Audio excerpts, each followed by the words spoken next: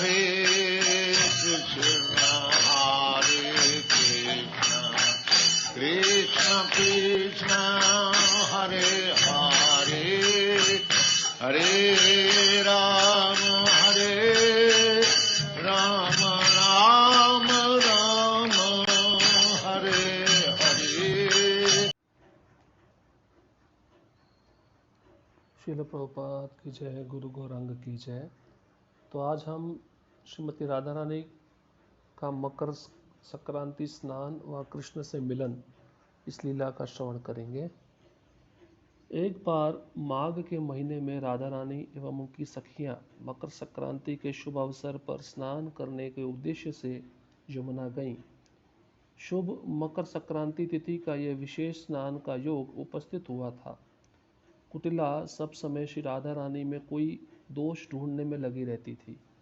अतः वह स्वाभाविक विश्वास नहीं की कि राधा रानी यमुना स्नान करने जा रही है। वह सोची कि राधा रानी वास्तव में मकर स्नान नामक एक कुंज में कृष्ण के साथ मिलने की योजना बना रही है। इस प्रकार सोचकर कुटिला पहले नंदालय में गई, किंतु वहाँ कृष्ण नहीं थे। उसने एक स्त्री से पूछा, कृष्ण कहाँ गए हैं? उस स्त्री ने उत्तर दिया, माता यशोदा के आज्ञा से कृष्ण प्रातः स्नान करने के लिए यमुना नदी पर गए हैं। कुटिला को विश्वास नहीं हुआ कि कृष्ण प्रातः स्नान के लिए यमुना गए हैं। उसे संदेह हुआ कि निश्चय ही कृष्ण राधा रानी से मिलने गए हैं। अतः वह कृष्ण को ढूंढने यमुना गई, किंतु वहां भी कृष्ण दिखाई नहीं दिए। तब कुटिला निकुंज वन की ओर चली, जहाँ श्री कृष्ण, राधा रानी एवं उनकी सखियां हास्य परिहास कर रही थी। एक तुलसी नाम की सखी कुंज के द्वार पर पहरा दे रही थी। जब उसने कुटिला को देखा, तत्काल कुंज में अंदर जाकर कृष्ण को सूचना दी। श्री कृष्ण राधा रानी व गोपियों से बोले, तुम लोग चिंता मत करो, मैं कुटिला से उसके भाई अभिमन्यु के रूप में छल करूंगा, तुम सब यही ठहरो। कृष्ण वृंदा देवी से बोले कि वह उन्हें अभिमन्यु के रूप में सजा दे। वृंदा तुरंत उन्हें अभिमन्यु के रूप में तैयार कर दी। अभिमन्यु जैसा वेशभूषा धारण करके कृष्ण कुटिला से मिलने चले गए। कुटिला को देखकर वह अभिमन्यु के आवाज में उससे पूछे, मेरी प्रिय बहन, तुम कहाँ जा रही हो? कुटिला ने उत्तर दिया, मैं माँ के आदेश से राधा रानी को ढूंढने आई हूँ। वह स्नान करने के नाम पर यमुना आई है, किंतु मुझे पूरा विश्वास है कि वह यहाँ किसी कुंज में निश्चित रूप से कृष्ण के साथ खेल का आनंद ले रही होगी। मैं उसे ढूंढ कर आ रही हूँ। कृष्ण ने कहा, बहन कुटिला, मेरे नए सांडों में एक मिल नहीं रहा है, मैं उसे ढूंढ रहा हूँ। अब मैं तुमसे सुन रहा हूँ कि कृष्ण मेरी पत्नी राधा को लेकर किसी कुंज में खेल तमाशा कर रहे हैं। यह सुनकर मैं अत्यंत मर्माहत हूँ, बहुत कष्ट अनुभव कर रहा हूँ। मैं मथुरा जाकर कंस को अवश्य ये सब बात बताऊंगा एवं इस प्रकार के व्यवहार के लिए कृष्ण जिससे उपयुक्त उचित दंड पाए, ऐसा निश्चित कोई उपाय करूंगा। अब तुम जाओ, जाकर उसका पता लगाओ। यदि किसी कुंज में कृष्ण के बिना राधा रानी को पाओ तो उसे यहाँ ले आओ। यदि उसे कृष्ण के साथ देखना तो मुझे आकर बताना, तब मैं उसे दूर से देखूंगा। कुटिला श्री कृष्ण व राधा रानी को ढूंढना प्रारंभ कर दी। वह कालीदह से केशी घाट तक ढूंढते ढूंढते गई। केशी घाट जाने पर वह देखी कि राधा रानी अपनी सखियों के साथ एक पुष्प वाटिका में बैठी है। तब ललिता कुटिला को देखी, तब वह उससे पूछी, तुम यहाँ यमुना में माघी स्नान करने आई हो? व्यंग्यात्मक स्वर में कुटिला उत्तर दी, नहीं, मैं यहाँ तुम्हारा चरित्र कैसा है इसका परीक्षा करने आई हूँ। ललिता पूछी, हमारे चरित्र के परीक्षा करके तुम्हें क्या मिला? कुटिला उत्तर देती है, अब मुझे और कुछ देखने की कोई आवश्यकता नहीं है। मैं यहाँ हरि की शारीरिक सुगंध सूंघकर सब कुछ समझ गई हूँ। ललिता हरि का अर्थ सिंह करते हुए बोली, है कुटिले, तुमने क्या यहाँ कोई सिंह देखा? हम तो असहाय स्त्रियां हैं, हम सिंहों से बहुत डरती हैं। यदि सचमुच इधर कोई सिंह है तो हमें जल्दी बताओ, हम लोग इस स्थान से भागकर अपने अपने घर वापस चली जाएंगी। कुटिला यह सुनकर अत्यंत क्रोधित होकर बोलने लगी, पहले तुम्हारी असली महिमा इस वन में फैल जाए, इसके बाद तुम लोग अपने अपने घर जाना। अब इस कुंज का दरवाज़ा खोलो, मैं अंदर जाकर देखूंगी कि वहाँ क्या हो रहा है। ललिता बोली, हम यह दरवाज़ा नहीं खोल सकती। वन देवी इस कुंज को पुष्प द्वार लगाकर बंद की है और वह यहाँ से चली गई है। हम इस समय इस कुंज का दरवाज़ा खोलने का साहस नहीं कर सकती। कुटिला बोली, ललिते, तुम सचमुच चरित्रहीना हो। तुम ऐसे तो किसी पुरुष के घर नहीं जाती हो, किंतु तुम निश्चित रूप से दूसरे पुरुषों को अपने घर में बुलाती हो। फिर कुटिला कुंज के द्वार को पैरों के ठोकर से खोलकर अंदर प्रवेश कर गई। वहां फूलों के सेज पर उसने कृष्ण की पुष्पमाला व राधा का रत्नहार एक साथ रखा हुआ पाया। वह उसे उठा ली और ललिता को दिखाते हुए बोली, मैं जानती हूँ, जो तुम लोग स्नान करके यहाँ पुण्य कमा रही हो, तुमने अपने पिता का वंश, माता का वंश और ससुर का वंश तीनों का उद्धार कर दिया है। अब मुझे बताओ कि सारा दिन रात तुम लोग यहाँ क्या कर रही हो? यहाँ तुम लोग किस प्रकार का पुण्य संचय कर रही हो? राधा रानी जब कुटिला के मुख से ऐसी व्यंग्यात्मक बातें सुनी तो अत्यंत क्रोधित होकर बोलने लगी, हे कुटिले, तुम क्यों अकारण ऐसे क्रोधित हो रही हो? मैं तुम्हारे भाई की कसम लेकर बोल रही हूँ, चूंकि यह हार मेरा नहीं है, अब तुम्हारी जो इच्छा हो वह कर सकती हो। कुटिला ने कहा, यदि तुम मेरे साथ घर वापस नहीं जाओगी तो यहीं रहो और पर पुरुषों का संग करो। मैं यह पुष्पमाला और रत्नहार ले जाऊंगी और अपनी माँ तथा भगवती पौर्णमासी को दिखाऊंगी। वे लोग तुम्हारे लिए उपयुक्त दंड की व्यवस्था करेंगे। कुटिला तेजी से कुंज से बाहर निकल गई। वह तेज गति से वहां गई जहां कृष्ण अभिमन्यु के वेश में बैठे थे।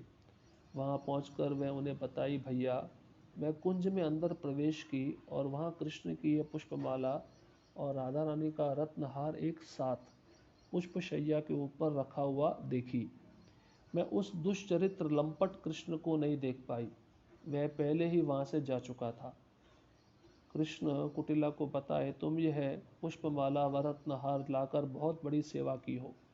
मैं इन टूटी हुई मालाओं को लेकर मथुरा जा रहा हूँ। मैं अपने प्रिय मित्र गोवर्धन मल्ल चंद्रावली के पति को भी यह सब दिखाऊंगा और उसे बताऊंगा, नंद महाराज के पुत्र तुम्हारी पत्नी को वृंदावन के वन में लाता है और उसे दूषित करता है। कृष्ण जैसे तुम्हारी पत्नी को नष्ट किया है, वैसे ही वह सबके पत्नियों को दूषित कर रहा है। तुम्हें अवश्य ये सब बातें कंस को बताना चाहिए एवं कृष्ण व नंद महाराज इन दोनों को वहां ले जाकर अच्छी तरह दंड दिलवाने की व्यवस्था करनी चाहिए। प्रमाण के तौर पर मैं उसको हार और माला दूंगा। दोपहर तक मैं अपने घर वापस आ जाऊंगा। तुम घर जाकर माँ को यह संवाद दे दो कि मैं मथुरा जा रहा हूँ। तुम दोनों घर में ही रहना। जब राधा रानी घर वापस लौटे तब उसको तुम कुछ मत बताना, कुछ मत बोलना, क्योंकि नंद महाराज यदि जान जाएंगे कि कंस उन्हें और कृष्ण को गिरफ्तार करके मथुरा ले जाने के लिए सिपाही भेजने वाला है तो वह डरकर दूसरे देश में चले जाएंगे।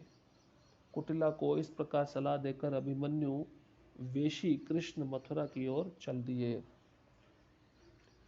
उसी बीच राधा सूर्य पूजा संपन्न करके अपने सखियों के साथ अपने घर जावट लौट आई। श्री कृष्ण मथुरा जाने के बदले कहीं और छुप गए। कुछ समय के बाद वह यावट आए और जटिला व कुटिला से मिले। अभिमन्यु के रूप में उन्होंने उन्हें बताया, मैं गोवर्धन मल्ल के साथ मथुरा गया था। कंस से मिलकर उसे सब कुछ बता दिया। कंस जब यह सब सुना तो वह बहुत क्रोधित हुआ।